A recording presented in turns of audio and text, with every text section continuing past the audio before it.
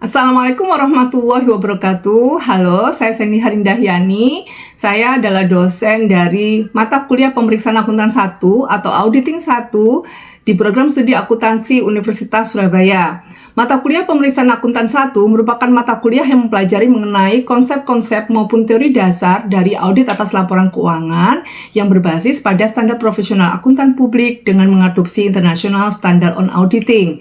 Mata kuliah ini menyumbang pada pengembangan capaian pembelajaran program studi, yaitu mampu menganalisis hubungan antara konsep-konsep dasar audit dan tahapan risk assessment dalam general audit agar sesuai dengan tujuan audit atas laporan keuangan dalam standar profesional akuntan publik.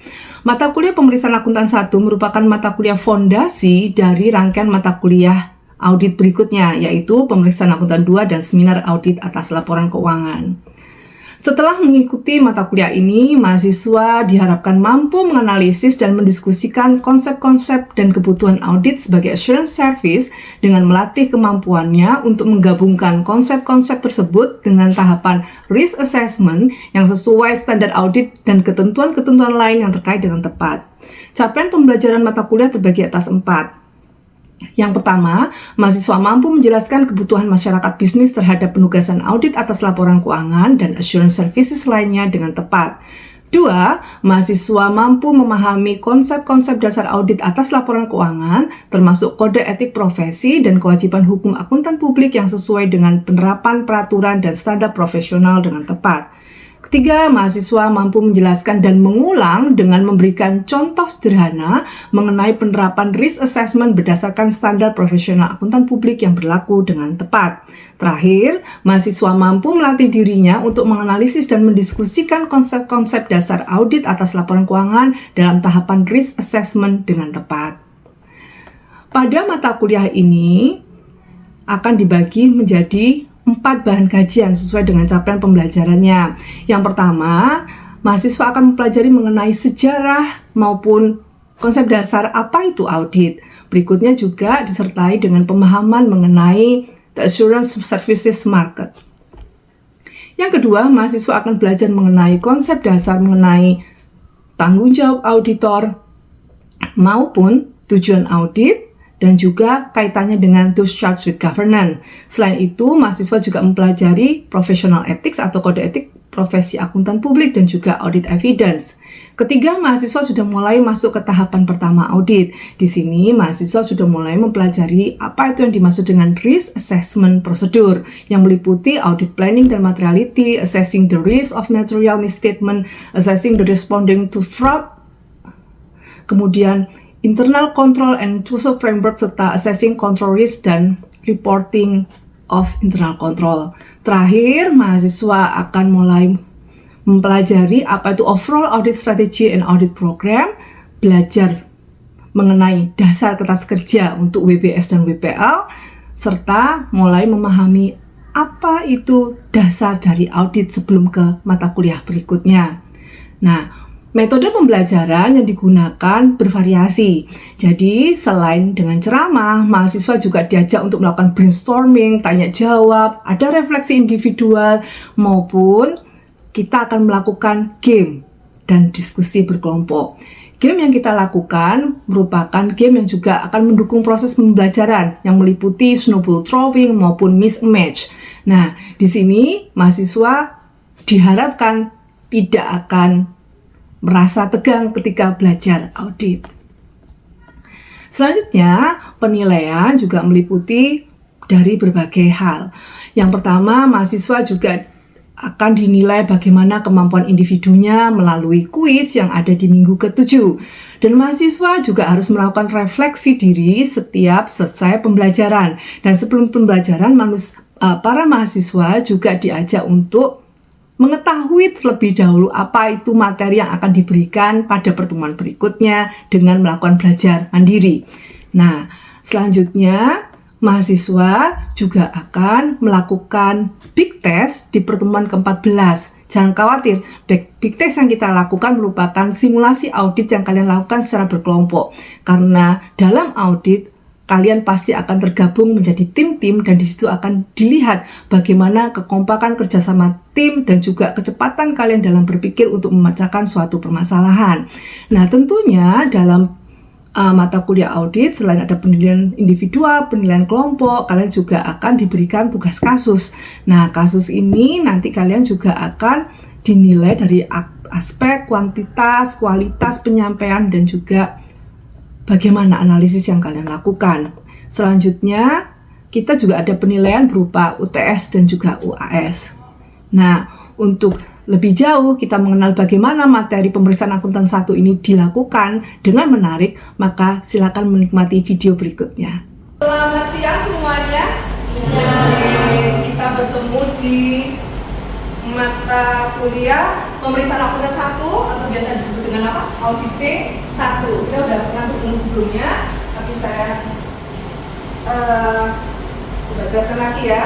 Jadi ini adalah mata kuliah wajib untuk mahasiswa yang mengambil jurusan akuntansi ya, di program studi akuntansi Ubaya ya. Kemudian mata kuliah ini jumlahnya ada 3 SKS ya. Kita ada 14 kali pertemuan gitu ya. Dan dosen pengampunya ada Bapak Pujo, kemudian ada Bu Santi, kemudian ada Bu Hasuti dan saya. Sudah kenal pastinya ya? Sudah, nah, oke.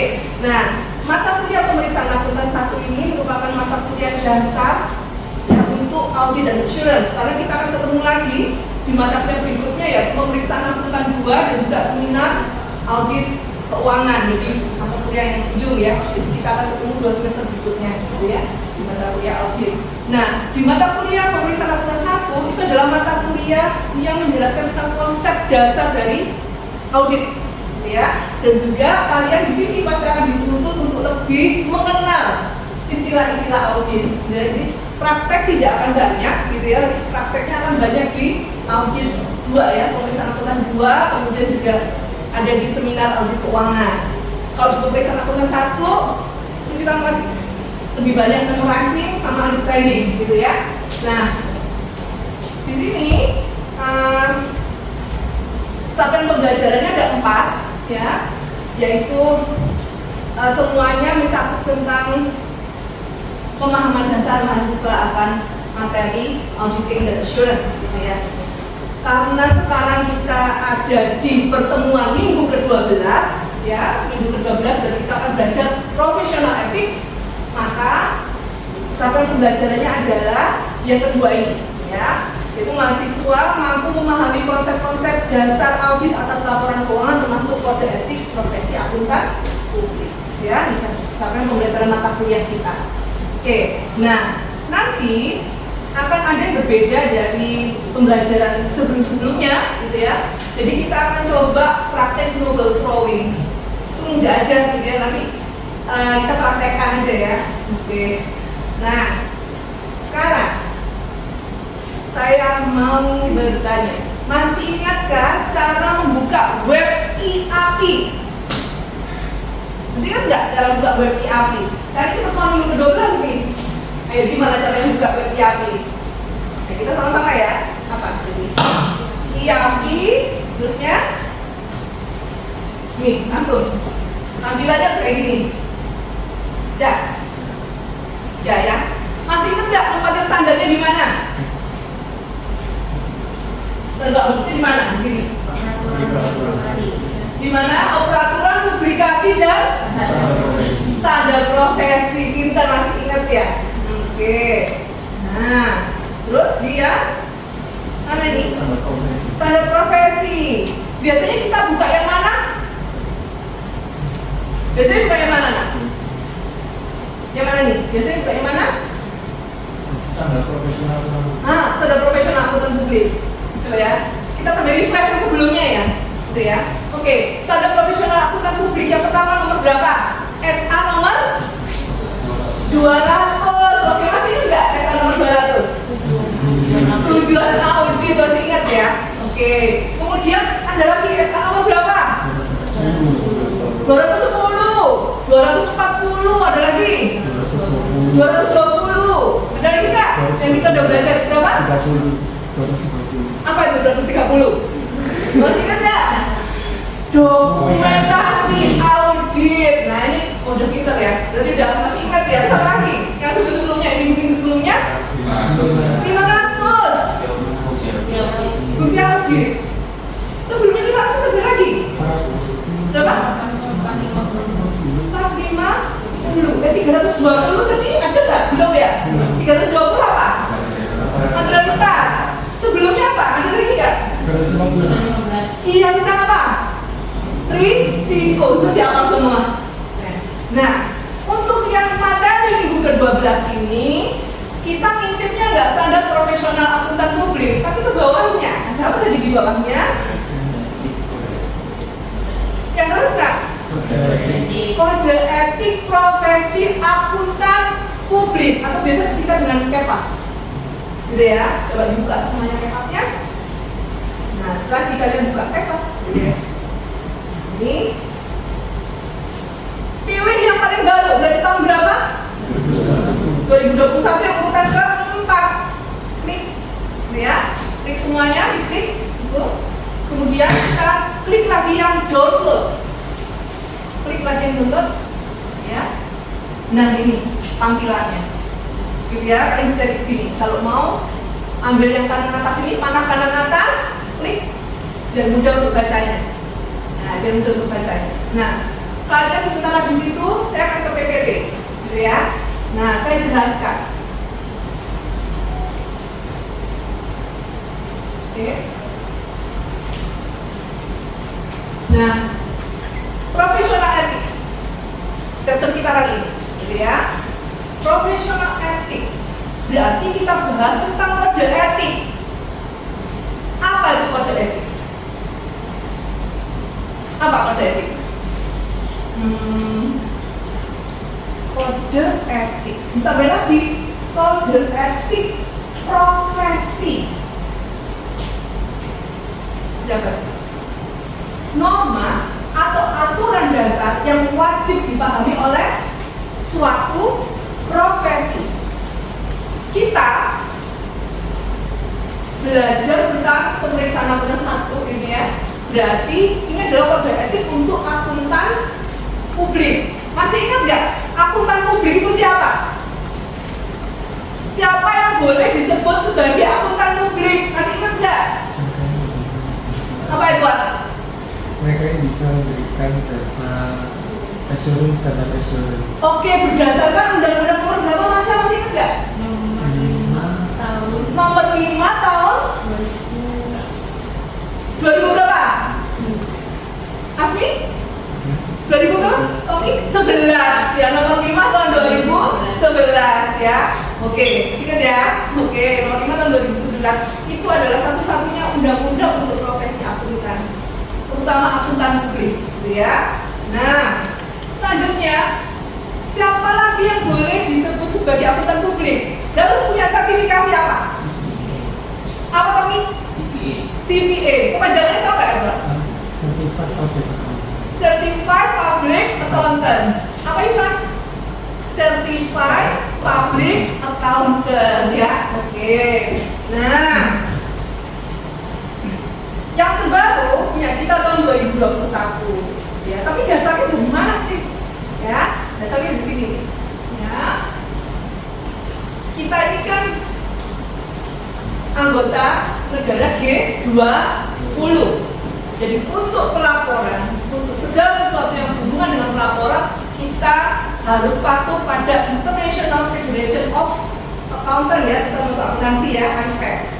IFAC yang sudah kalian kenal itu punya banyak produk ya. Salah satunya adalah IFRS gitu ya. Nah, itu untuk aturan akuntansinya. Kalau untuk aturan standar auditnya apa namanya? International Standards on Auditing, atau disingkat apa biasanya? ISA ya, singkat dengan ISA. Nah, untuk kode etik nggak masuk di dalamnya ISA gitu ya, dia terpisah ya. Nah,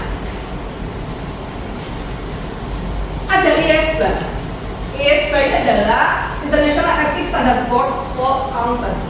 Nah, jadi ISBA itu yang punya produk, ya. Dia adalah satu dewa yang berhak, gitu ya, atau yang diberikan hak oleh AFEK untuk membuat standar mengenai etika profesi. Ya, standarnya mana sebenarnya? Ada 2. Nah, berdasarkan 2 standar yang di sini, ya, maka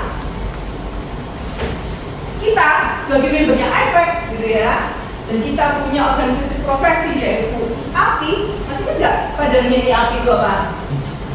Institut Akuntan Publik Indonesia. Nah, IAPI, gitu ya,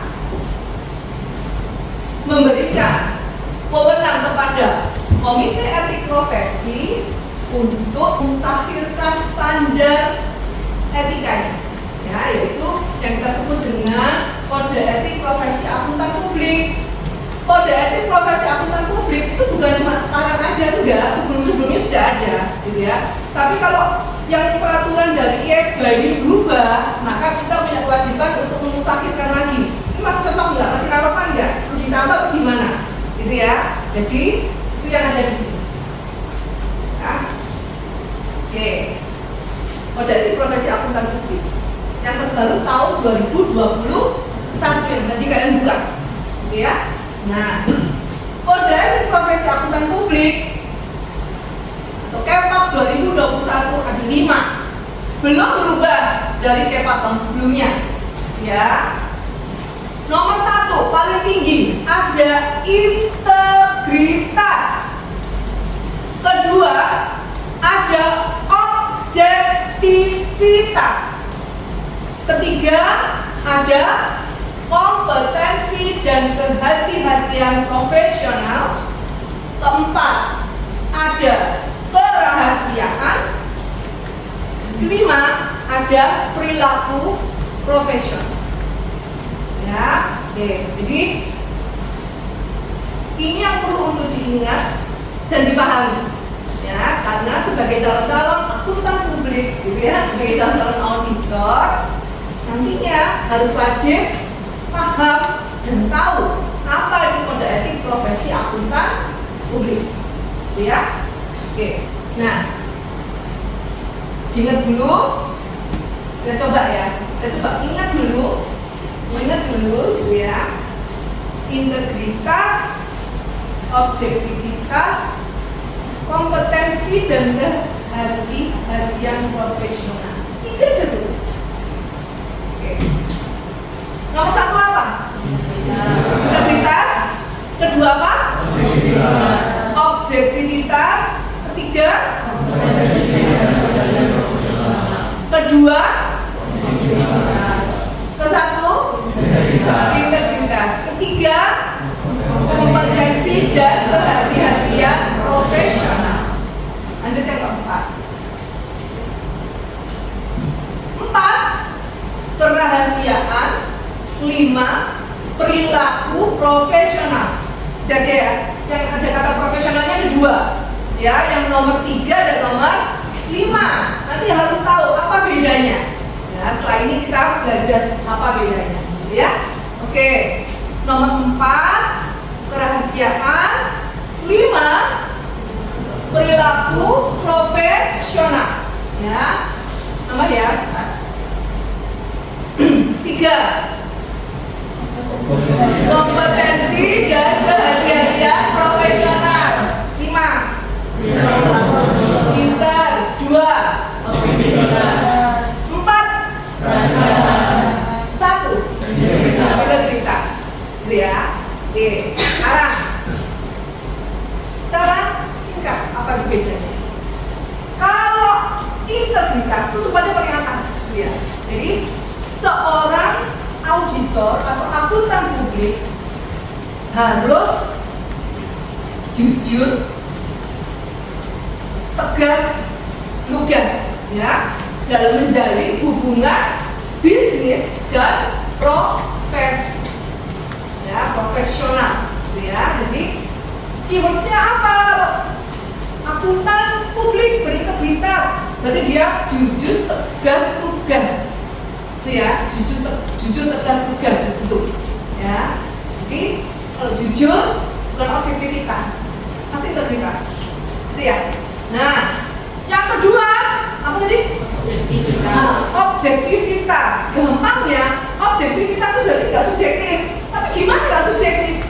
Dia nggak bias, nggak boleh ada benturan kepentingan, ya, nggak bias, terus nggak boleh ada benturan kepentingan, ya. Dengan siapa? Dengan kliennya, gitu ya, dengan kliennya nanti pasti, ya. Oke. Nah, yang ketiga yang paling panjang tadi apa? Kompetensi dan kehati-hatian profesional. Kalau kompetensi, kalau kalian lulus S1, apa sudah dikatakan berkompeten jadi auditor eksternal? Lulus S1 itu bekal kompetensi atau sudah kita bilang kompetensi nggak? Salah satu syaratnya kompeten itu karena lulusannya satu akuntansi. Jadi secara pendidikan kalian itu sudah inline dengan posisi itu, inline dengan profesi tersebut, gitu ya. Jadi boleh jadi auditor eksternal, cuma sudah boleh dipanggil akuntan publik atau enggak? Belum boleh, itu tadi ketentuannya ya. Tapi kalau kalian lulus S1 akuntansi, nanti itu sudah bukan untuk kompetensi itu sudah dikantongin, gitu ya. Nah, kompetensi dan kehati-hatian profesional. Oke, sekarang itu apa lagi? Yang namanya auditor itu, kalau dia sudah jadi auditor, kalau kalian sudah jadi auditor, itu tidak boleh berhenti belajarnya, gitu ya. Berarti harus apa? Harus boleh nambah apa? Mengikuti pendidikan formal tahap selanjutnya. Berarti boleh lagi lanjut S2, boleh lagi lanjut S3, boleh, gitu ya. Nah, sekarang itu apa yang non formal? Non formal banyak sertifikasi, salah satunya CPA yang harus kalian ambil. Ya, di CPA wajib kalian ambil. Sama lagi? Boleh ambil apa lagi? CA boleh. Ya, jadi kita tuh nambah sertifikasi, itu masuk di sini. Ya, kompetensi dan kehati-hatian profesional masuk di situ. Karena kita langsung mengikuti terus, gitu ya. Terus ikut workshop, ikut seminar. Ya, biasanya organisasi profesi seperti IAPI, IAI, gitu ya, itu selalu rutin mengadakan PPL, pendidikan profesi lanjutan. Ya, biasanya kalau jadi anggota itu kalian wajib untuk mengumpulkan, kalau sekarang kita bilangnya SKS ya, sama aja the point yang untuk PPL. Jadi harus ngumpulin 1 tahun berapa gitu, ya. Oke. Yang keempat gampang banget. Siapa yang kira-kira bisa tahu kalau rahasia itu artinya apa ya? Paling gampang rahasia. Apa yang mau coba? Mau coba? Kenzo mau coba? Kerahasiaan? Apa Kenzo? Boleh jaga kerahasiaan informasi dari kliennya.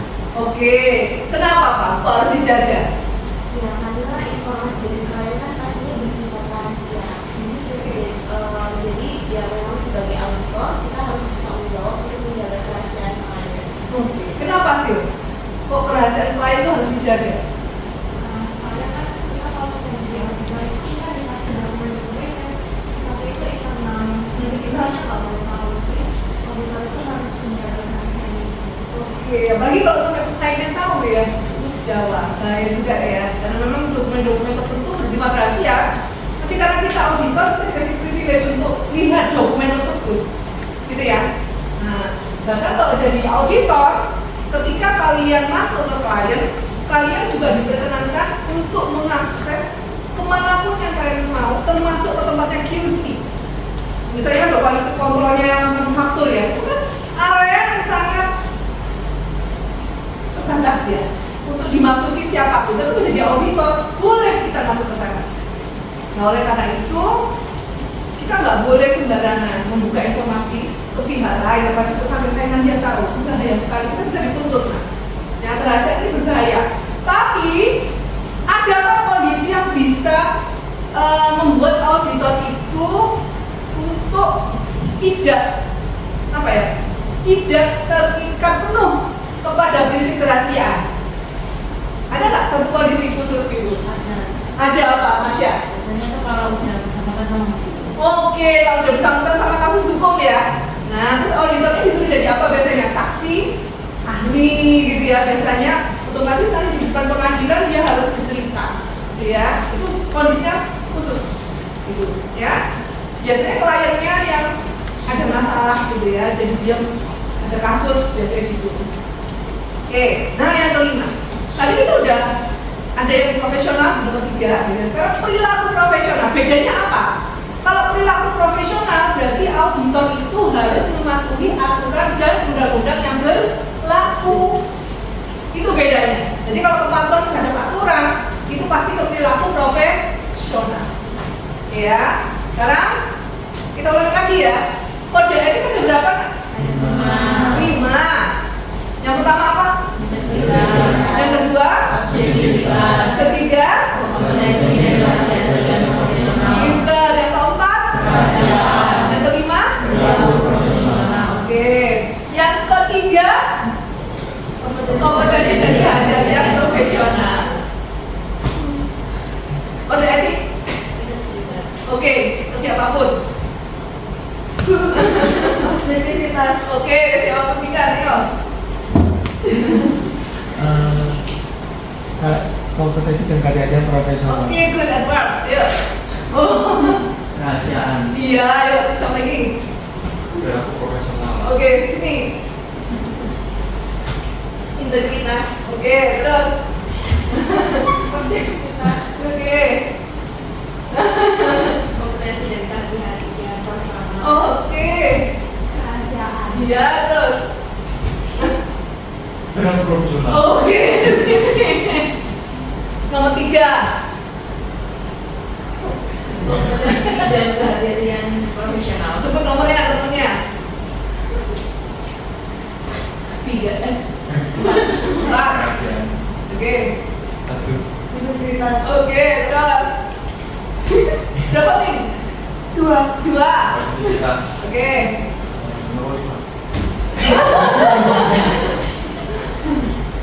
Yang kelima ya, perilaku profesional. Perilaku profesional. Oke, good.